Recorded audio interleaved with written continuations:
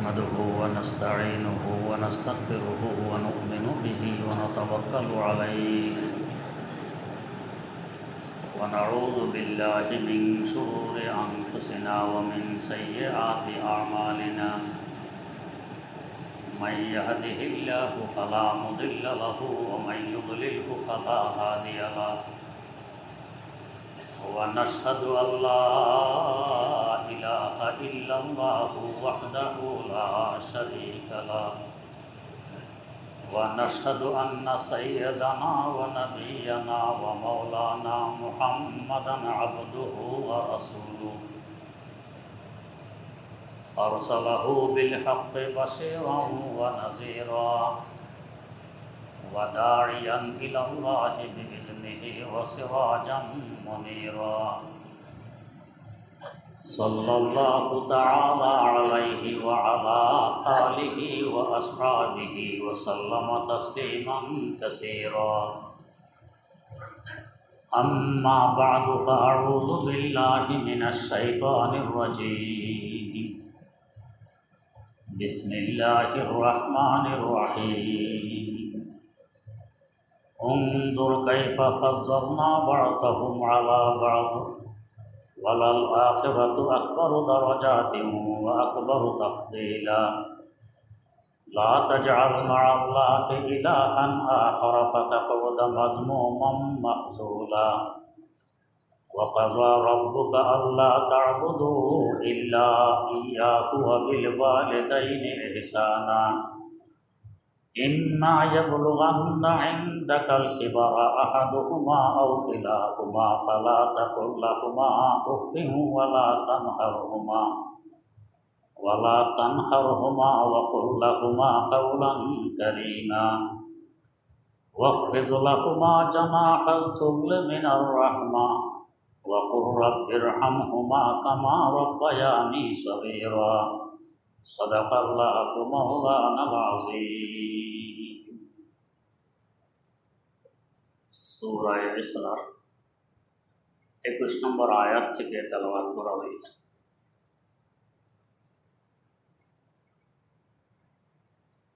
তেলাওয়াতকৃত আয়াতগুলো সম্পর্কে গত মজলিসে কিছু আলোচনা হয়েছে। প্রথম আয়াতে আল্লাহ রাব্বুল আলামিন বলেন,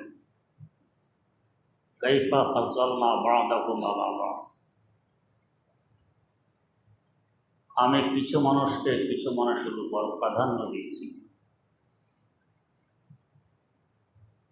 দুনিয়াতেও আখিরাতেও।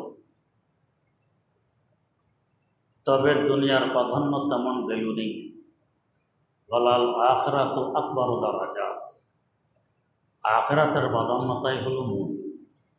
ও আকবারু তাফদীলা, আসল ফজিলত আখিরাতের ফজিলত। কাকে দিয়েছেন প্রাধান্যতা, কার উপরে? তাফসীরে রুহুল বায়ানে উল্লেখ করে, 1 নম্বর প্রাধান্য মুমিনদেরকে দিয়েছেন, যারা মুমিন নয় তাদের উপর। ইয়ারফাইল্লাহুল্লাযীনা আমানু মিনকুম, তোমাদের মধ্য থেকে যারা ঈমান আনয়ন করেছে তাদের মর্যাদা বেশি, তারা উঁচু পর্যায়ে আছে। যদিও দুনিয়ার মাল মাতা অর্থ সম্পদ হিসাবে দেখা যায় গায়রে মুমিনের কাছে বেশি আছে। কেন বেশি আছে, এই বেশির রহস্য কি, এ সম্পর্কে গত মজলিসে আলোচনা হয়েছে। মুমিনদের মর্যাদা বেশি গায়রে মুমিনের তুলনায়। আবার ওয়াল্লাযীনা উতুল ইলমা দারাজাত, মুমিনদের থেকে আলেমদের মর্যাদা আরো বেশি। কি পরিমাণ বেশি? তিরমিজি শরীফে হাদিস বর্ণিত, ফকীহুন আশাদ্দু আলা শাইতানি মিন আলফি আবিদ, 1000 আবেদ যিনি ইবাদত করে, এলেম নেই, আলেম নয়, কিন্তু ইবাদত করে, এদের থেকে একজন ফকিহ, একজন আলেম। শয়তানের কাছে অনেক বাড়ি। 1000 আবেদকে শয়তান এত খতরনাক আর ভয় পায় না যে পরিমাণ ভয় পায় একজন আলেমকে। কারণ যার এলেম নেই, শুধু ইবাদত গুজার ইবাদত করে, তার ইবাদত সহি না গলত সে নিজেও তো টের পায় না। এলেম তো হলো বাতি, তা দেখায় দেয় এটা ঠিক ওইটা বেঠিক। এলেম ছাড়া অন্ধকার, কোন আমল ঠিক কোন আমল বেঠিক বুঝতে পারে। অন্ধকারে বাতিবিহীন অবস্থায় জাল মারতে গেছে এক ব্যক্তি, মাছ ধরে। জালে অনেক কিছু ওঠে, সব কিছু থৈলিতে নেয়। অল্প সময়ে থৈলি বোঝায়, খুব খুশি, অনেক মাছ পাওয়া গেছে। বাড়িতে এসে আম্মাকে বলে, মা অল্প সময়ে অনেক মাছ পেয়ে গেছি, বাতি আনুন। বাতি আনার পর যখন থৈলি ঝাড়ল, দেখে এদিক থেকে ব্যাঙ লাফ দেয়, ওই দিক থেকে কাঁকড়া হাঁটে, দু একটা সাপক কুড়িমুড়ি করে সরে যাচ্ছে। মাছ অল্প কয়েকটা, তার খাবারের জন্য যথেষ্ট নয়। এই অবস্থা কেন ঘটল? বাতি নেই, এই কারণে। বাতি থাকলে এই অবস্থা ঘটল না। এলেমও এরকম। এলেম থাকলে সে বুঝে শুনে আমল করে, এটা নবীর তরিকা মোতাবেক হচ্ছে, কবুল হবে। এলেম নেই, নবীর তরিকা মোতাবেক হচ্ছে কি হচ্ছে না সে তো জানে না। তার খেয়ালে খুব আমল করেছে, বাস্তবে গ্রহণযোগ্য আমল নেই। কবরে যাওয়ার পর যখন আখিরাতের বাতি জ্বলবে, এখন দেখবে কিছু আমল শিরিক, কিছু বেদাত, কিছু কুফর, কিছু মকরুহে তাহরিমি, কিছু মকরুহে তানজিহি। কবুল হওয়ার মতো আমল অল্প কয়েকটা, এটা দিয়ে নাজাত পাওয়া যাবে না। এলেমের গুরুত্ব এত বেশি। শুনেছি এক বেটা বাজারে গেছে, বাজার করতে করতে রাত হয়ে গেছে, অন্ধকার, নৌকা দিয়ে বাড়ি আসতে হবে। এর মধ্যে প্রচণ্ড ক্ষুধা, কিন্তু পয়সা তো খরচ হয়ে গেছে, হোটেলে গিয়ে খাবে এই পরিমাণ পয়সা নেই। চিন্তা ফিকির করে একটি কলা আর 4টা চিড়া খরিদ করেছে। নৌকায় উঠলেই তো খালে পানি আছে, পানির তো অভাব নেই। পানি তুলে চিড়া ভিজাবো, ভিজলে নরম হবে, কলা মেখে খেয়ে নিব। পয়সাও খরচ হবে কম, ক্ষুধাও মিলবে। অন্ধকারে নৌকায় উঠেছে চিড়া নিয়ে, কলা নিয়ে। নৌকা কিছু দূর চলার পর বাটিতে করে পানি তুলে চিড়া ভিজে গেল, দেখা যায় না তো কিছু, অন্ধকার। তার খেয়াল অনুপাতে চিড়া এখন নরম হয়ে গেছে, কলা ছিলে বাটিতে রাখলো, এখন মাখবে। মাখার জন্য যখন বাটিতে হাত দেয়, দেখে হাতে কলা বাজতেছে 2টে। ব্যাপার কি? কলা ছিললাম একটা, খরিদ করলাম একটা, বাড়িতে রাখলাম একটা, হাতে লাগে 2টে। মনে মনে ভাবে, গরিব মানুষ, এটা আমার কারামত। আল্লাহ রহমত মেহরবানি করে এক কলাকে 2 কলা বানিয়ে দিয়েছে। খুব খুশি। ভালো করে মেখে যখন লোকমা মুখের কাছে আনা, দেখে দুর্গন্ধে লোকমা কাছে আনা যায় না। কারণ বর্ষাকালে খালের মধ্যে এ ধরনের কিছু কলা ভাসে, বোঝেন তো কি কলা ভাসে, মুখের কাছে আনা যায় না। ব্যাপার কি? কারামতের কলা, বুজুর্গের কলা, দুর্গন্ধ কেন? বুদ্ধশুদ্ধিও কম, এলেম তো নেই। মুখে দিতেই পারলো না, এতে করে নৌকা এসে ঘাটে লাগছে। ওঠে স্ত্রীকে বলে, একটু বাতি আনো তো তাড়াতাড়ি, কলার মধ্যে দুর্গন্ধ কেন? বাতি এনে দেখে সব গু দিয়ে চিড়া মেখে সরকার। খরিদ করা চিড়াও বরবাদ, কলাও বরবাদ, খেতেও পারলো না, ক্ষুধার কষ্টও পাইল, পয়সাও গেল। কেন এই অবস্থা ঘটল? বাতি নেই। যদি বাতি থাকতো এক কলা দুই কলা হইতো না, একটাই থাকতো, খেতে পারত। এলেমটাও এরকম। এলেম থাকলে দেখে শুনে আমল করবে, সলিড আমল হবে, কবুল হওয়ার মতো। এলেম নেই, অন্ধকার, আমল করতেছে, খুব আমল করলাম, যখন বাতি জ্বলবে কবরে যাওয়ার পর দেখবে আস্তা গু শিরিক কুফর বেদাত। আয় হায়, এলেমের গুণ এত বেশি। তাই ওয়াল্লাযীনা উতুল ইলমা দারাজাত, যাদেরকে এলেম দেওয়া হয়েছে এদের মর্যাদা অনেক বেশি। যারা মুমিন নয় তাদের তুলনায় মুমিনের মর্যাদা বেশি, মুমিনের তুলনায় আলেমের মর্যাদা আরও অনেক বেশি। কি পরিমাণ শয়তান ভয় পায়। বুজুর্গানে দিনের মুখে শুনেছি, এক বুজুর্গ মসজিদের সামনে পায়চারি করতেছেন, হাঁটতেছেন, দেখে আরেক বেটা এরকম হাঁটে, মসজিদে ঢুকতে চায়, পা দেয়, আবার পিছনে সরে আসে। আমাদের দেশ বলে খাপাখাপি করে, ঢুকতে চায় ঢোকে না, ঢুকতে চায় ঢোকে না। বুজুর্গ চিনে ফেলেছেন আসলে একে। কাছে গিয়ে জিজ্ঞেস করলেন, তুমি তো মনে হয় শয়তান? ওই জি। মনে হয় মসজিদে ঢুকতে চাও? ওই জি। তো ঢোকো না কেন? ঢুকবে? ওই যে এক ব্যক্তি নামাজ পড়তেছে, তার নামাজ নষ্ট করার জন্য ঢুকতে চাই। তো ঢোকো না কেন? ওই যে ওই পাশে আরেক ব্যক্তি ঘুমায়, তার ভয়ে ঢুকতে পারতেছি না। কারণ যিনি ঘুমান তিনি আলেম, আর যে নামাজ পড়ে সে আলেম নয়, আবেদ। তো আলেম নয় আবেদের নামাজ নষ্ট করার জন্য ঢুকতে চায়, কিন্তু ভয়ে ঢুকতে পারতেছে না কেন? আলেম ঘুমায়। তাই বলা হয় নাওমুল আলেমে খায়রুম মিন ইবাদাতিল জাহিলি। আলেমের ঘুম জাহিলের ইবাদতের তুলনায় অনেক দামি। কারণ এর ইবাদত নষ্ট করলে এসে জিজ্ঞেস করবে, হুজুর নামাজে এই সমস্যা হয়েছিল, কি করব? আলেম বলে দেবেন এইভাবে করো, আগের তুলনায় সওয়াব আরও বেশি পেয়ে যাবে। শয়তানের মিশন পরিপন্থী কাজ হবে, এইভাবে ঢুকতে পারতেছে না। তাই শয়তান সবচেয়ে বেশি ভয় পায় আলেমকে, সবচেয়ে বেশি ভয় পায় এলেমকে। অন্যদের পিছনে যদি শয়তান 1 ঘন্টা ব্যয় করে, যারা এলেম অর্জন করে তালেবুল এলেম, তাদের পিছনে 24 ঘন্টা ব্যয় করে। কারণ বোঝে অন্যরা তো আমার মিশনে এমনি আছে, ওখানে সময় দেওয়ার প্রয়োজন নেই। আর এরা কাজ করে আমার পরিপন্থী, সময় এখানে দিতে হবে। ওস্তাদের মুখে শুনেছি, বড় শয়তান একদিন সকল শয়তানকে একত্রিত করে কারগুজারি শুনে, আজকে কে কী করেছে। এক একজন বুক ফুলিয়ে বলে, অমুকখানে মারামারি লাগিয়ে দিয়েছি।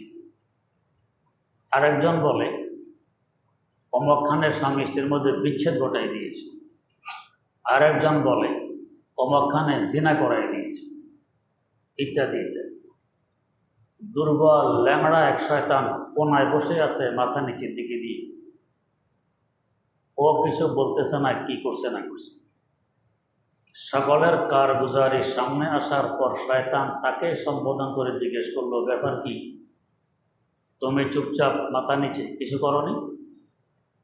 হুজুর সামান্য একটু কাজ করছি, তাই শরমে বলতে পারতেছি না। কি সামান্য কাজ? দেখতেছি একজন তালেবুল ইলম মাদ্রাসায় আসতেছে, আমি তার রাস্তায় প্রস্রাব করে দিয়েছি।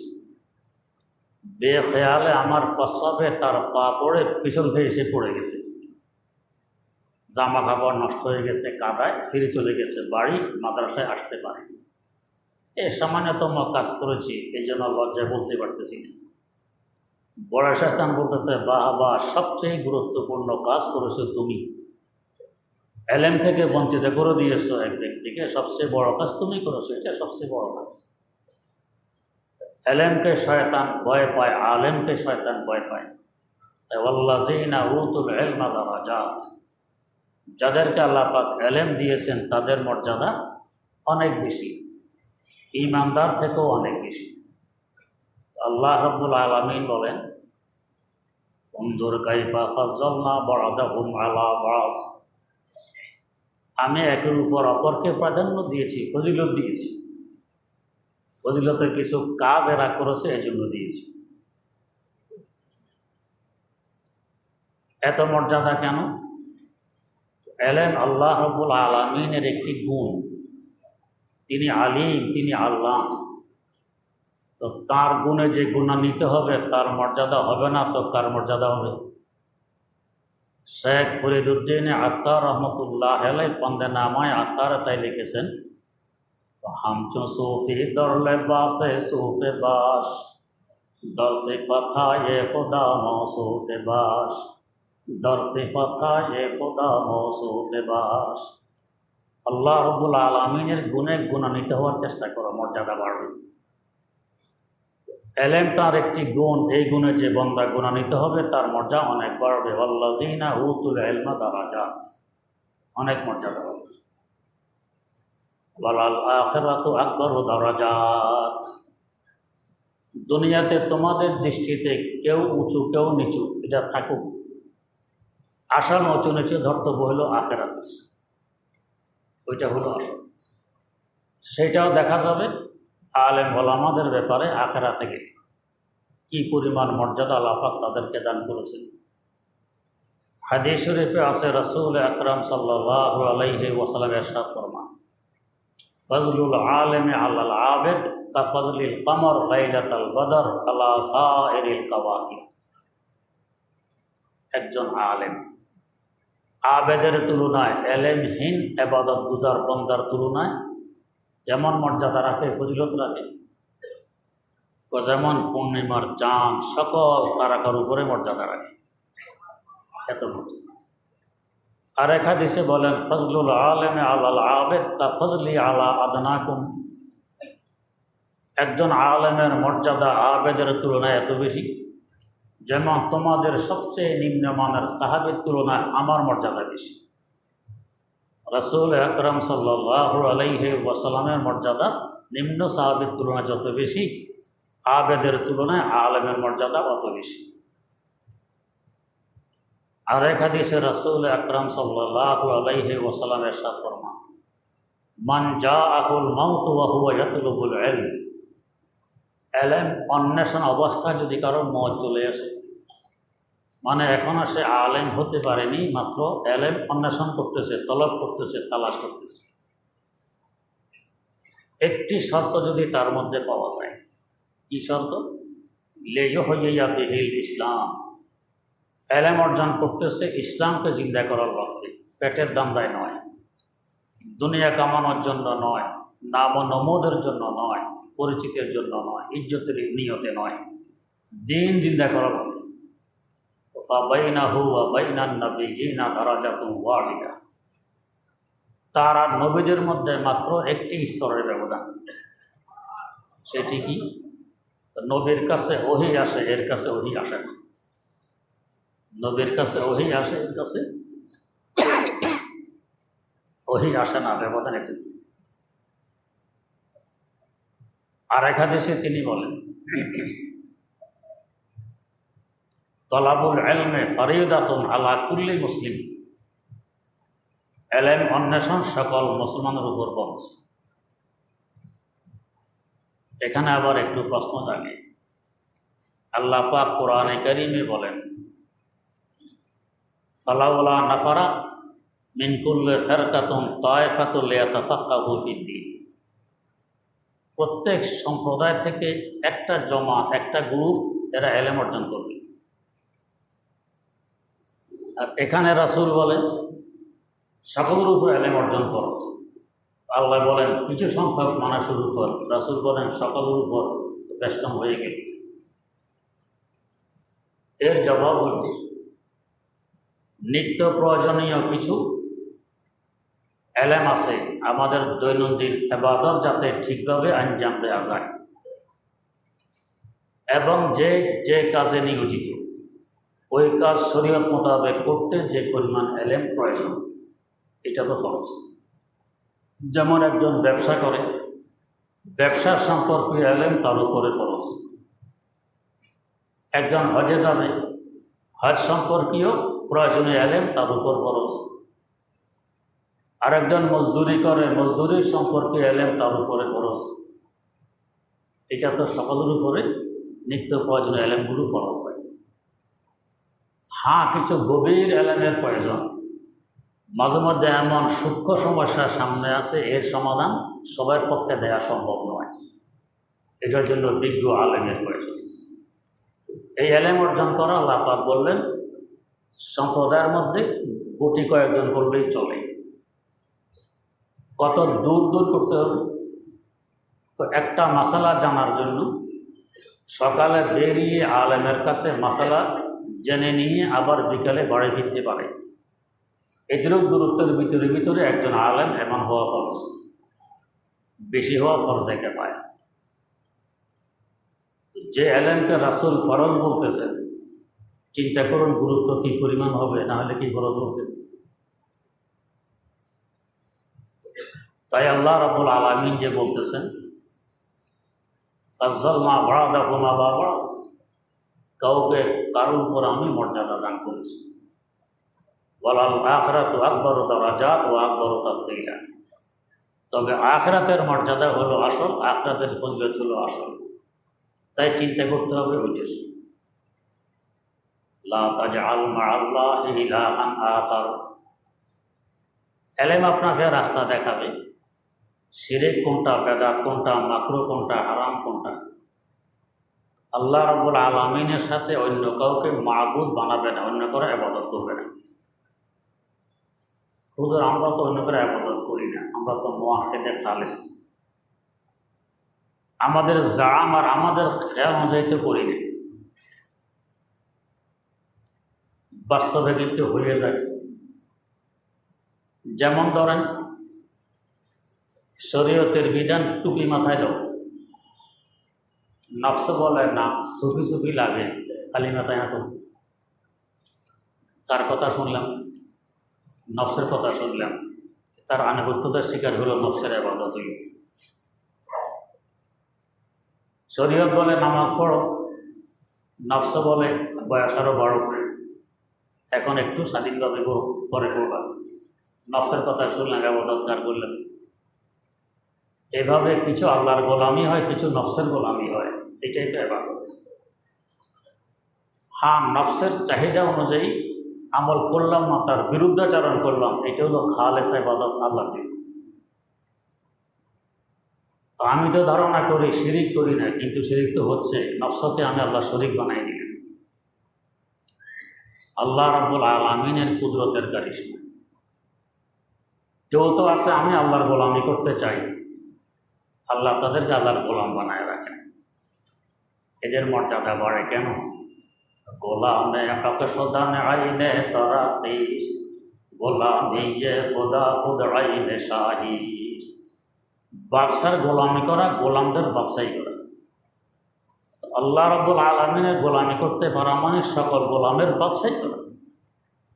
হযরত রাসূল আকরাম সাল্লাল্লাহু আলাইহি ওয়াসাল্লামকে বলা হয় শাহে দু আলম, উভয় জাহানের বাদশাহ। কারণ কি? মেরাজ থেকে ফিরে আসার পর জিজ্ঞেস করা হলো এই মর্যাদা অর্জিত হলো কিসের বিনিময়ে? গোলামের বিনিময়ে। আমি সবচেয়ে বড় গোলাম বানাই রেখেছি আমার আল্লাহ, এর বিনিময়ে আল্লাহ পাক এই মর্যাদা দান করেছেন। বাদশার গোলামি করা মানে গোলামদের বাদশাহী করা। আল্লাহ রাব্বুল আলামিনের গোলামি করা মানে সকল গোলামের বাদশাহী করা। আর কেউ আছে না আল্লাহর গোলামি করবো না, পড়বো না নামাজ, দিব না মাথায় টুপি, রাখবো না মুখে দাড়ি, দিন শরীয়ত এখন মানবো না, স্বাধীন চলবে। আল্লাহ বলেন আমার গোলামি করবি না, নফসের গোলাম বানাই দিলাম। নফসের আল্লাহর গোলামি করলে দিনে 5 বার মসজিদে এসে নামাজ পড়তে হয়। নফসের গোলাম প্যান্ট পরিধান করে, প্যান্টে দেখছেন জ্যাব কতগুলো, পিছে জ্যাব, নিচে জ্যাব, পাশে জ্যাব, সামনে জ্যাব। আমি একজনের প্যান্টে দেখলাম 8টা জ্যাব, আরও সিফা সাফা আছে কিনা আল্লাহ ভালো জানে। 8টা জ্যাব বললেন, তো এত জ্যাবের জায়গা কই? এখন নলার ভাষাও জ্যাব আছে, নলার ভাষা 2টা টাকা যদি বের করতে হয়, রুকু দেওয়া ছাড়া জ্যাবের তলা তলা হয় না। আমরা তো রুকু দেখ, কমর পিঠ মাথা থাকবে এক সমান, এটা সুন্নত। আল্লাহর গোলামের জন্য রুকু দিতেছি, আল্লাহকে পাওয়ার লক্ষ্যে। আর এই বেটায় 2 টাকা দুনিয়া হাতানোর লক্ষ্যে রুকু দেয়, আরও 1 ফিট মাথা নিচের দিকে ঝুঁকায়। রুকু নামাজি বন্দাও দিল আর ওই বন্দাও দিল। একজনের রুকু আল্লাহর গোলামি হইল, আরেকজনের রুকু দুনিয়ার গোলামি হইল, আরও 1 ফিট নিচে নামাইল মাথা। এদের দিনে 5 বার, এদের দিনে 50 বার, যতবার টাকার দরকার অতবার রুকু। কি মুসিবত হল! লুঙ্গি পরিধান করেন, সালোয়ার পরিধান করেন, পায়জামা করেন ঢিলা ঢালা, জামা পরিধান করেন ঢিলা ঢালা, আরামে বসেন। কয় না এত ঢিলা ঢালা বলবো না, এটা সুফি সুফি লাগে। টাইট ফ্যাট ফিট প্যান্ট পরিধান করুন, ইংরেজের অনুকরণ, আল্লাহ ক্ষমা করুন। আর এইটা এত মোটা মোটা কাপড়, যদি চুলকানির ভিতরে শুরু হয় তো আঙ্গুলকে গজাল দিয়ে খোঁচা দিলেও চুলকানির ভিতরে যায় না। সহ্য করতেছে কষ্ট, যার নফসের গোলামির স্বাদ। বসতে চায় এখানে, ধন করি পড়ে আরেকখানে, ঠিকভাবে বসতেও পারে না, এটা এত টাইট। এর ভিতরে ঘাম, এই গরম বাতাসটা ঢুকে, ঢিলাঢালা পোশাক পরিধান করেন, বাতাস ঢুকতেছে, আরাম পাইতেছেন, আরামে চুলকাতেছেন, যেখানে ইচ্ছে সেখানে বসতেছেন, কোনো সমস্যা হয় না। আর এই কষ্ট এই মুসিবতের ভিতরে আছে কেন? নফসের গোলামি। শাস্তি তো এখানেই চলতেছে, যে আমার গোলামি করবি না, নফসে গোলামি করবি, শাস্তি আরও বাড়বে, শাস্তি বাড়তেছে। লা তাজআল মা'আল্লাহি ইলাহান আখার ফাতাকুদা মাযমুমান মাখযুলা। অন্যের গোলামি যদি করো, ইবাদত করো, সহযোগী ব্যতীত বেজ্জতির সাথে তোমাকে থাকতে হবে। কোনো সহযোগী পাবে না, না দুনিয়াতে মুসিবত আসলে আর আখিরাতে পাওয়ার কষ্ট নেই, বেজ্জতির সাথে। অতএব আল্লাহ পাক হুকুম করতেছেন সামনে, ওয়াকাযা রাব্বুক, আল্লাহ পাকের আদেশ এবং সিদ্ধান্ত কি? আল্লাহ তা'বুদু ইল্লা ইয়্যাহ, আল্লাহ ব্যতীত কারো ইবাদত করবে না। ইবাদত শুধু একজনেরই করবে। ইবাদত বলা হয় ইন্তেহাই তাজাল্লুল, নিজকে নিজে খুব বেশি বিনয়ী এবং নম্র বানাইয়ে ফেলা ইবাদত। একেবারে কপাল মাথায় মাটিতে ঠেকাইয়ে দিলাম ইবাদতের নিয়তের সাথে, এটা ইন্তেহাই তাজাল্লুল হল। এটার মালিক একমাত্র আল্লাহ রাব্বুল আলামিন, অন্য কেউ মালিক হতে পারে। একজনের ইবাদত যদি আমি করে যাই, আমি জানি না কবুল হচ্ছে কি হচ্ছে না, ফল এক সময় হাতে আসবে। আল্লাহ রাব্বুল আলামিন কোনো আমল বৃথা যেতে দেন না। দেখেছি কিতাবে আল্লাহর এক ওলি ইবাদত করতেন রাতভর, জিকির আজকার তাহাজ্জুদ। ভোর রাত্রে আওয়াজ আসতো, কিছুই কবুল হয়নি। তো ওনার সাথে ওনার খাদেমও আছে, খাদেমও আওয়াজ শোনে, কিছুই কবুল হয়নি। বহু বছর পর খাদেম একদিন বলল, হুজুর সারা জীবন এই কষ্ট করে আসতেছেন, লাভ তো হচ্ছে না, আওয়াজ আসে, কবুল হয়নি, কি জন্য আর এত কষ্ট করে? দুনিয়াও পেলেন না, আরাম করতে পারতেছেন না, আখিরাতও পাবেন না, কি অন্তত আরামে ঘুমান, দুনিয়াটা পাবেন, এটা তো হুকুম আছে। যুক্তি তো সুন্দরই লাগে, কিন্তু বাস্তবতা তিনি আল্লাহর গোলাম। আল্লাহ রাব্বুল আলামিন এদেরকে বিচক্ষণতা দান করেন। জবাব দিলেন, বেটা নিষেধ যে করো ইবাদত করতাম না, দরবার কি আরেকটা আছে? দরবার ছাড়া আর তো কোনো দুয়ার নেই, আর তো দরবার নেই। এই খুললো দুয়ার এটা, না খুললো দুয়ার এটা। खोले दरिया ना खोले तुझको इस पे क्यों नजर, खोले दरिया ना खोले तुझको इस पे क्यों नजर, तू बस अपना काम कर दे लगा दे सर बसर। ঘরে ঢুকবো, দুয়ার ভিতর দিয়ে বন্ধ, আমার কাজ আওয়াজ দেওয়া, খোলার দায়িত্ব যে ভিতরে আছে তার। আওয়াজ আমি দিয়েই যাবো, এক সময় খুলব। আল্লাহর বন্দা বললেন, বেটা ইবাদত যে করতে নিষেধ করো, দুয়ার তো আরেকটি নেই, দুয়ার তো একটি, কবুল হইলো এই দুয়ার, না হইলো এই দুয়ার, ছেড়ে যাবো কই? দুয়ার তো একটা। বস একথার পরে আজকে আওয়াজ আসছে কি? কবুল আস্তা গরচে হুনার নেই সেতাজ, কবুল আস্তা গরচে হুনার নেই সেতাজ, কে জুজমা দিগার দর গাহে নেই সেতাজ। বন্দা আমার দরবার ছাড়া, আমার দুয়ার ছাড়া যেহেতু আর দরবার নেই, দুয়ার নেই, এটা তোমার অন্তরে বদ্ধ। এর বরকতে সারা জীবনের ইবাদত বন্দেগী সব কবুল করে নিয়েছে, কাজ হয়ে গেছে। তা আল্লাহ পাক হুকুম করতেছেন, ওয়া কাযা রাব্বুকা আল্লা তা'বুদু ইল্লা ইয়্যাহ। আল্লাহ পাকের আদেশ, ইবাদত করবে একমাত্র একজনের। কবুল হলো কি হলো না এটা তোমার দেখার বিষয় না, তোমার দেখার বিষয় ইবাদত করতেছো কিনা সুন্নত তরিকা মোতাবেক করে যাও, এক সময় কবুল হবে। আল্লাহ রাব্বুল আলামিন আমাদেরকে তৌফিক দান করুন। সুবহানাল্লাহি ওয়া বিহামদিহি, সুবহানাকাল্লাহুম্মা ওয়া বিহামদিক, আশহাদু আল্লা ইলাহা ইল্লা আনতা, আস্তাগফিরুকা ওয়া আতুবু ইলাইক।